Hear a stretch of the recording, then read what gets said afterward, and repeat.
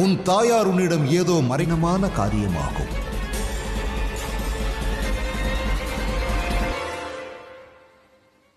அதனால் என்றால் நான் அவருடன் தானே இருந்தாக வேண்டும்.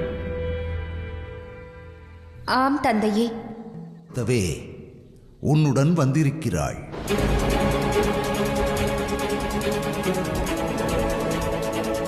நான் நம்புகிறேன். இங்கிருந்து நேர் வாசந்தியா,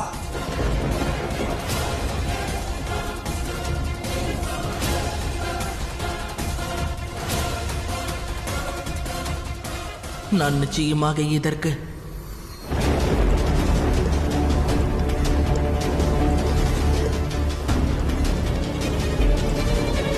நீதான் அதை.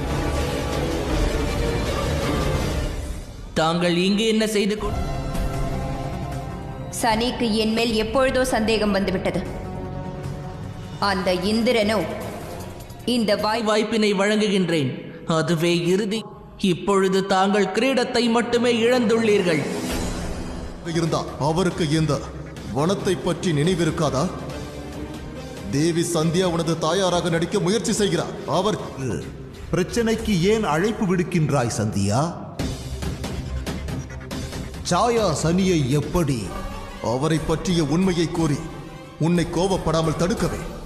நான் என்னுடைய தாயின் சனியின் நீதி. நாளைய தேவராணியின் முன்பு நிற்கிறீர்கள் என்பதையே மறந்துவிட்டீர்கள் தேவா. இனி தாங்களும் இங்கு இருக்க வேண்டிய அவசியம் இல்லை என்று நான் நினைக்கிறேன்.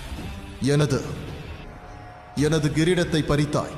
ஒருவேளை உன்னுடைய தாயார் குற்றவாளி என்றால் அப்பொழுது சனி தண்டிப்பானா?